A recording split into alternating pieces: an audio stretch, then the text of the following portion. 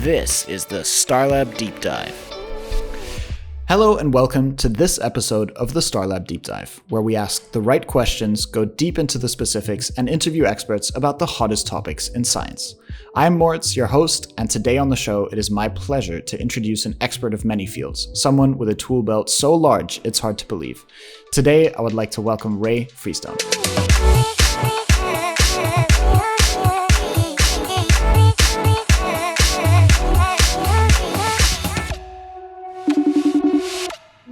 Rae, thank you so much for joining me today.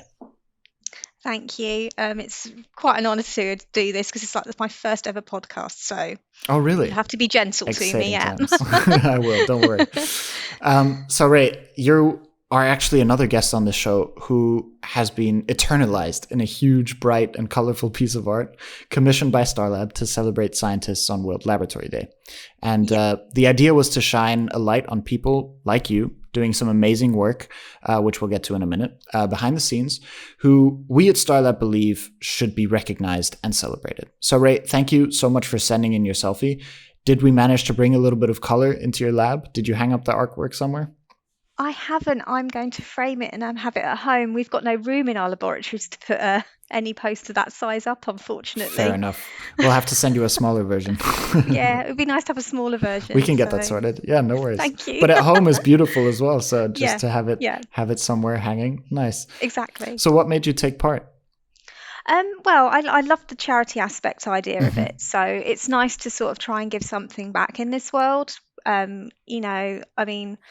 I stuck to my guns at school. I kept my head down. I worked hard. I went to university, and it was just a nice idea to give someone else an opportunity to have some schooling as well. And I just thought, oh, what the hell, may as well, just for a bit of a laugh. And that's kind of what my personality is as well. I will try something once, at least I can say I've done it. So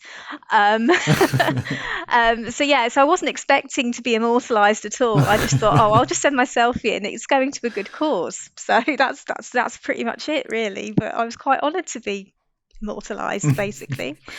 I like that aspect that you said as well, though, is providing education for others who might not be so fortunate. And actually, one of the subjects we've been talking a lot about on the podcast recently is how people found their way into sciences. And education is definitely a gateway for many people, So reason being that we talk about it is that there's a lack of young, bright minds wanting to get into the field. So we want to shine a light on maybe the different aspects of science and also the road that led there, so that maybe others can be inspired by these stories and also find science or find interest in science. And Rae, you probably have one of the most interesting and diverse career paths I've ever heard of, to be quite honest with you. You started in a completely different area to where you ended up. And I just was wondering, all the way back at the beginning, getting into science was quite a logical choice for you, right? Yeah. I did all the basic sciences at school. So it was the biology, chemistry, physics. But when I did A-levels, I did food and nutrition. I got really interested in that.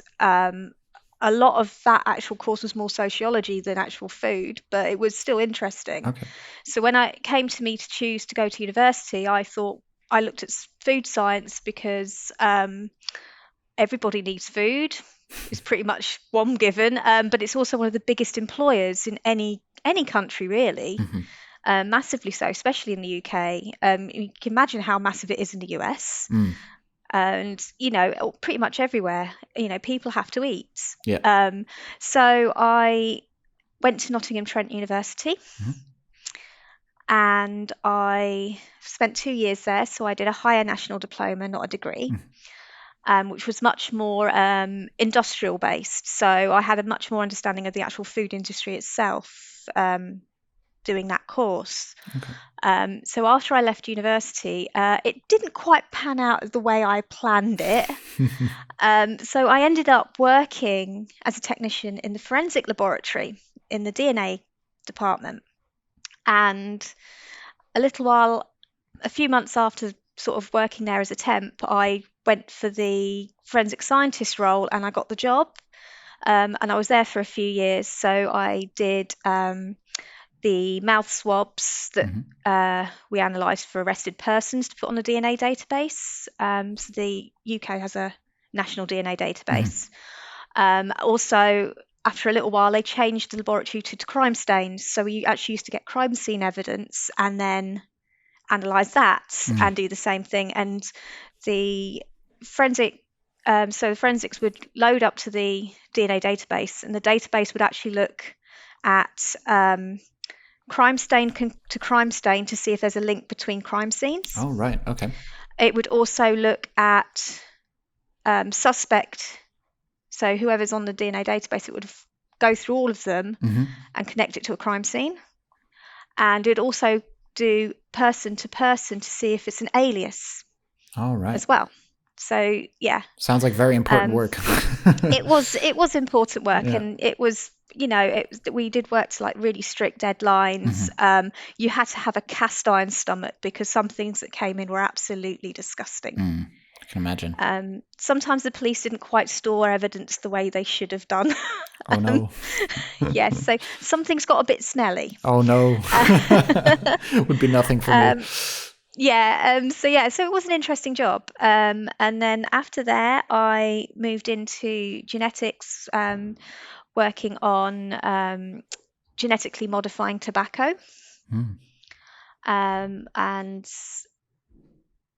from there, I went into the food industry itself, doing product development. It was I think one of our customers was one of the biggest supermarkets in the country. Hmm. So we used to make sort of meal solutions, and they packaged nearly 100% of the beef that's on the market in the supermarket. Oh, wow. So yeah, they were quite big. And then I decided I didn't like the food industry that much. So I left and I went into pharmaceuticals Hmm. and worked in quality assurance. So that was um, doing line clearances, checking all of the packaging was actually appropriate because it's very strictly controlled. Mm. You can't change a packaging suddenly. You have to go through a lot of legislation and regulation to get it okayed Mm. Hmm. to be actually packaged. So I used to make sure that everything was all right and with like the line clearances so the production team could go. Hmm. I used to do quality testing as well. So I used to test the pharmaceuticals for EU marketing. Um, and also helping the qualified person who was the final say so on these sort of tests as well. His signature was the one that okayed everything for sale. Right. Um, yeah, that was quite an interesting job actually because I learned a lot about the regulatory and pharmacovigilance. What you can and can't do. What do you do if someone reports adverse effects as well? We had to understand quite a lot, Mm. and also understanding sort of manufacturing and distribution as well.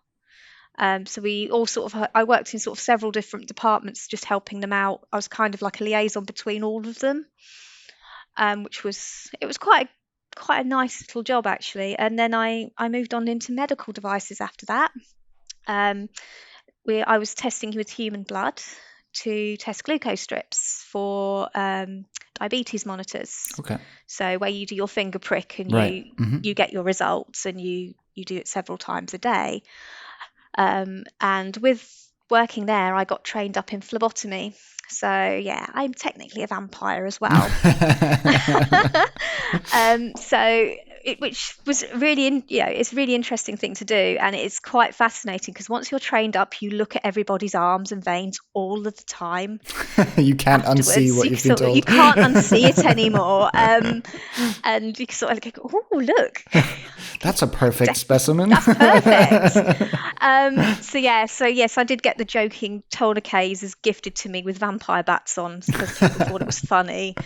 And yeah, I sort of moved on from there and worked in e-liquids and e-cigarettes. Hmm. So I worked with when the UK decided to make the e-liquids into a tobacco product to make them more controlled and more sort of safer selling, basically.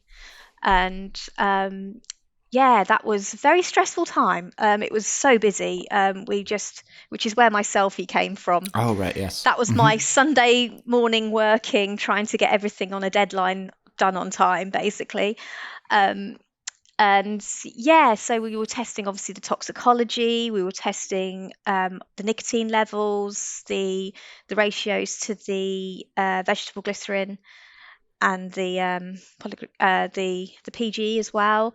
There was all the different flavorings, obviously, because it most of these companies use food flavorings Mm. to Okay. flavor them.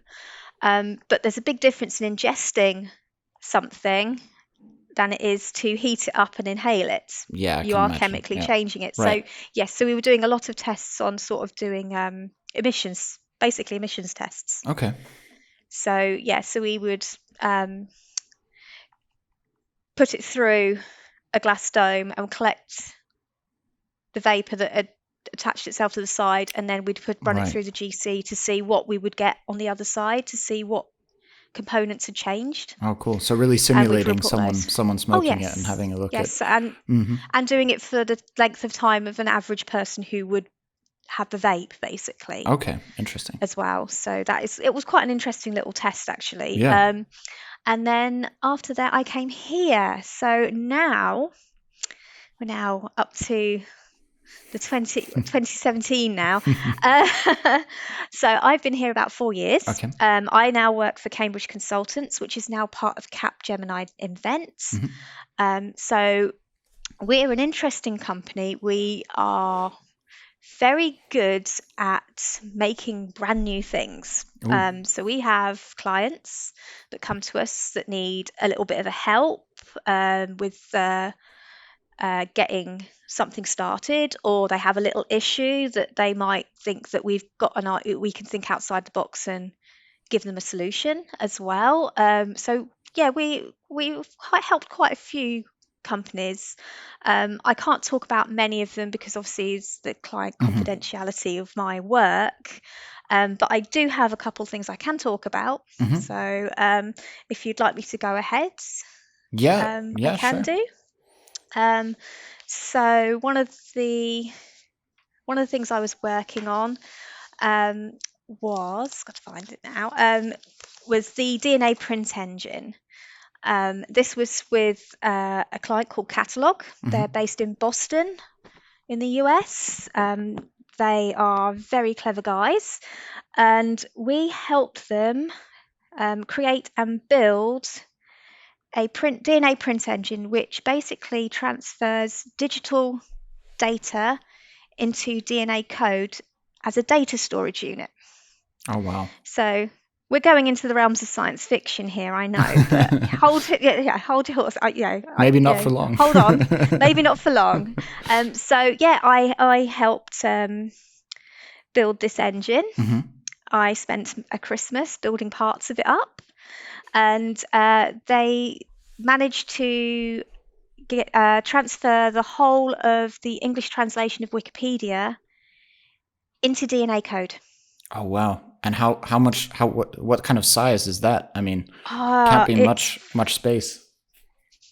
it's I can't remember exactly off the top of my head, but But we're talking about tiny bits of DNA, right? I mean, tiny bits of DNA. yeah, This was in a tiny amount in this tube at the bottom. It was literally with the whole of very Wikipedia small on it amount. in The English. whole of Wikipedia That's on it. crazy. Wow. Yeah, it is crazy. It is crazy.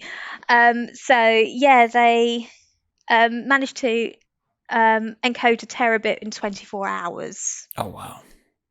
And they are hoping to sort of speed that up as they go. Hmm. So yeah, it was an amazing achievement. I was also involved in the dismantling of the unit to send it back to Boston. Oh, right. Okay. So yeah, that was a task and a half as well. So it's not all this glamorous building it up. I've also got to dismantle it sometimes as well.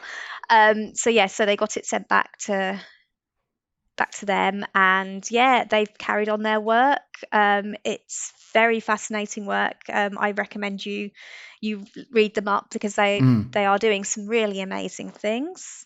Really Um, fascinating what that sort of enables as well, right? So oh I mean, yes, yeah. it. The implications are unbelievable. I mean, you could store government information. You could store, you know, historical documents. I Mhm. mean, you could go down to the fact like the presidential libraries probably end up being just on DNA. And instead of Um, using a data center, which probably uses 1,000 times more energy to sort of store that over exactly, time. exactly. So they're going on the idea that servers don't last forever and hard drives don't last forever. I mean, it's nothing more frustrating when you put your USB stick and it's decided to die on Oh, tell you, me about it. Yeah. and you kick yourself and going, "Oh, I wish I'd backed it up." But yes, you do get a bit complacent with those sort of things, I Of suppose. I think course. we've got the technology there, and it's just an interesting concept. I think it's absolutely fascinating Indeed. subject and quite amazing. Indeed. So, So all you might need in the um, future is a freezer and a little bit of DNA, and you can store a whole exactly, library of information in your exactly. living room. Yes, exactly. You could imagine it as like putting the whole of an internet into one cupboard, Oh wow. It's a it's a small space for the which whole is of the an internet. exactly, exactly. And the internet's a very big thing. Yes, indeed. Yeah. So and then I've got another one as well that I worked on, which was it was an AI project. Okay. It's called Basil AI. Okay. So it's a concept idea where diagnosing tuberculosis. So Mm-hmm. basically, they made an app, and you could mount the phone that the app had on the app with an app on it Mm-hmm. onto a microscope, put a tuberculosis slide that you've taken from a patient, and the AI will count the bacteria. You could take an image and then you could send it to a doctor straight away. You're basically cutting out the laboratory Oh wow. That's really fascinating. because it's very, very hard work to analyze and look at under microscope and counting cells, and it's very time consuming. It's a lot of eye strain on people as well, and it's very slow results because of that. So this is like a faster way of getting someone diagnosed and getting them treated as quickly as possible.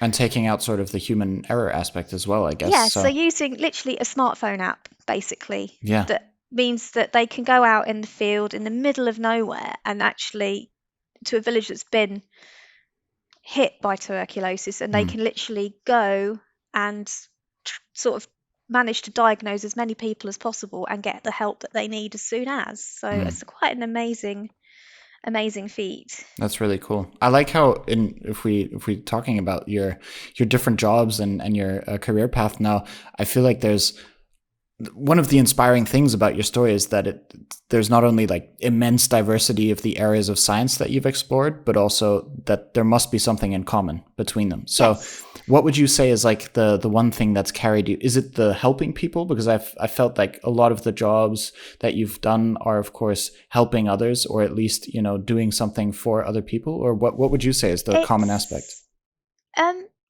well, all the sciences are linked to each other in some form or other. I mean, you can't have chemistry without the physics. You can't have biology without the chemistry. And they're all intertwined as well. But I have worked in places where I'm actually doing something good for this world. I mean, I fought crime, I suppose, in a way. I've helped sort of in the drug industry, in the health industry. You know, it's an interesting thing to sort of think about. It's a sort of quite a major thing to think about. Um, I know it's been a very strange journey for me, but it's been so worth it, I can I imagine. think. I Yeah. mean, I love this job. It's so much fun. I work with so many different people from so many different disciplines, so I learn something new. Every day is different. I could be working on cell culture one day, or I could be working in synthetic biology. I could be testing medical devices. I could be helping with um, working on a robot. So we do have robots. Yes, we're very proud of our robots. Um, um, so yeah, it's a very varied job here, and it's quite nice to be hands on as well. Um, Even though I'm just one of the lab technicians, it's nice that teams actually listen to me, because I kind of sometimes throw the logical thing into the mix that they go, oh, missed that. Um, but bless them. Yeah, and they try and think of all these weird and wonderful ideas, and then I sort of go, well, there's this, but I said, you suppose you could modify it to do something else, but we can look into it. So yeah, it's like I said, it's fun. It is fun. And we have people of all ages here. We do have tech scholars and interns that come in between university, and it's nice because it's nice to sort of give some of your knowledge back to them, and also some of the things they're learning as well is unbelievable. I wouldn't know that at their age at all.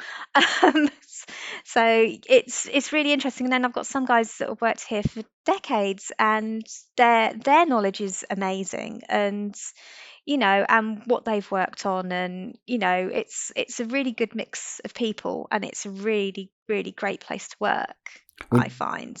That's so inspiring. Would you say that that's probably the favorite part of your job, that you get to, try new things, that you get to keep learning and get to keep experiencing even more different areas of science without maybe switching completely jobs or moving to a new company?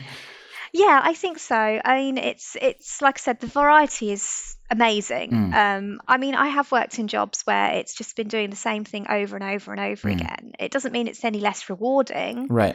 But it is very, very nice that I could be working on one thing one week and working on something else another Mm, week. Um,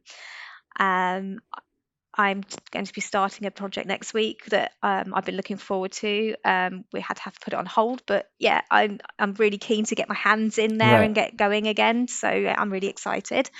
Um, and yeah, as I say, it's a really, really good place to Mm, start a career as well, I believe. So, especially with the tech scholars, so they are so keen.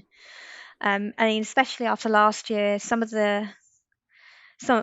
quite a few of us were working on a ventilator project for the government, and oh, okay. we from talking to the government to actually having it ready to be tested by the MHRA Hmm. for full testing was 6 weeks. Oof, that's not a lot of time. We were closer to 200 people on the project, and literally we were working in shifts, basically day and night, to get it done. So we had everybody from all kinds of different levels working on it, and it was hard, but it was rewarding. Mm, Even if they didn't, the government said we no longer need these, right. but they were there Right. just in case. I'd like to That's the thing. I'd like to unpack what you said about rewarding a little bit, because you've mentioned it twice now, and I think that's a really Yeah, big thing, that when you look from the outside into the science industry, yeah, you see these jobs that are sometimes repetitive, as all yes. jobs are, I guess, at some point, but you don't see the reward. So could you maybe give us like a quick insight on what makes this job so rewarding for you? Um, I suppose it's really nice when we present to a client our findings and Hmm. our results and our suggestions. And sometimes it's really, really nice to actually hear the client go, that's really good. Mm, That's brilliant. Oh, we could look into that. That it's really nice that, we might be solving a problem for them. right. And that is rewarding in itself. The other part of being a rewarding part here is we all work as a team. So if somebody's struggling and you can help somebody out, it's still just as rewarding than Mm, making a client happy as well. So, it's there's so many ways of sort of calling sort of having rewarding things. It's Mm. like, managing to complete a task on time or early, Hmm. or actually solving a problem or making a suggestion where we haven't realized, oh, hang on a minute, maybe we should look at Mm. this instead as an idea. So yeah, we it is quite it's quite an interesting experience, really. Yeah, it sounds it, and I guess, I mean, this is assuming here, but I guess in a couple of years as well, if you take a step back and look at sort of what you've achieved, especially, for example, the ventilator project for the UK government. I mean, that's a really, big task that needed to be completed fast, and to hear that there's a huge team working on it day and night, and having been part of that must be rewarding in itself, to know that you can really make a difference out there. And Yes, that's right. I think a lot of young scientists can be inspired by that story, to show that, even if sometimes it's repetitive, at the end of the day, you're doing something that is part of something much, much larger. For example, in this case, COVID prevention, or in this case, COVID, what's it called? Treatment. COVID treatment. Yeah. Thank you very much. So I think that in a large part of what you do, maybe like you get lost in the daily routines, and people kind of see that from outside. But once you're talking about it now, you really realize that, okay, this is much, much bigger than even, one person Yeah. working on it. And it's a Yeah. global effort on some It level. is. It is definitely. Like I said, it's, work can't always be fun, but you can Mm, always try and make it fun. I Um, like that. so yeah, it's like, yeah, for me, like, I love learning new things. So Mm, I'm learning new things every day. I do go on webinars. I do go to scientific events. I do read a lot. I'm an avid reader of New Scientist sometimes as well. So um, I do I do I do read a lot. I do watch a lot of science fiction as well. So yeah, it's helps quite with the yeah. I'm a imagination. nerd basically. It does help sometimes. Uh,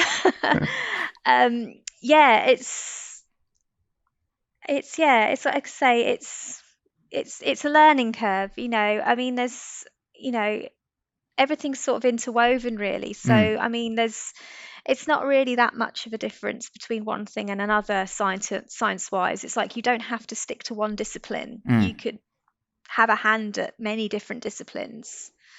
Um, you've just got to approach it in a logical way, I suppose. It's yeah, like I said, yeah, it's like I said, you have to make it fun. I like that. Yeah. You're going to be long. It's a long time working until you retire, so you may as well have fun doing it. That is very true, indeed.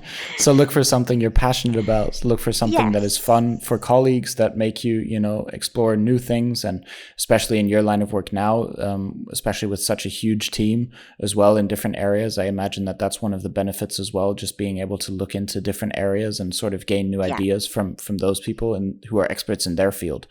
Yes. Um, and would that be what you would tell young scientists as well, that are aspiring to get into the job, that they should, try out new things, keep discovering Yeah. within their own Keep yeah, interests? keep learning. Yeah. Keep learning, keep discovering, be curious. Mm. If it's something that's really, really interesting to you, run with it.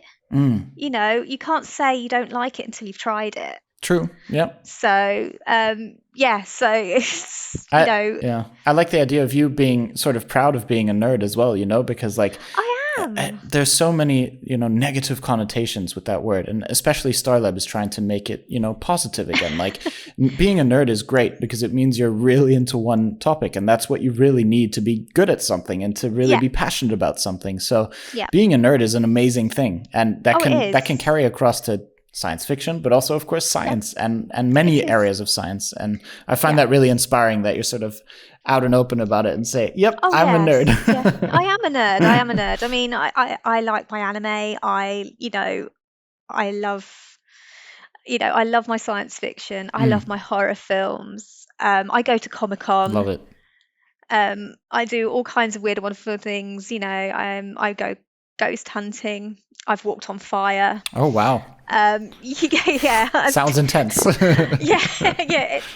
It's an interesting experience. It's not as scary as you think it's going to be. Okay. Yeah. But like I said, yeah, it's just be curious and passionate about what you do. That's my best advice to give to someone. That's amazing. I think we can leave it at that. Rae, thank Yeah, you so much for that's all taking the right. time today to talk to me about your story, share with us your very inspiring career path. It's been really interesting to talk about more about the diversity of science and how one job can lead to the next in this field, all while probably building an incredible portfolio of skills that also led you to the job you're doing today, right? So, Yeah, yeah, I hope that through conversations like these, we're able to show people that science is a field with many possibilities, many opportunities that to do good as well, and to really get into stuff. yes. And so thank you so much for your time, and thank you for being on this episode. Thank you. So thank you also to our listeners out there. Thank you for listening in. I hope you enjoyed this episode as much as we did recording it. Make sure to listen in the next time for another episode of the Starlab Deep Dive. If this was your first time listening to an episode of ours, make sure to head over to our podcast or your podcast player of choice and give us a follow, a rating, or even drop us a line at Starlab International on Instagram. Let us know what you thought. And until then, see you next time on the Starlab Deep Dive.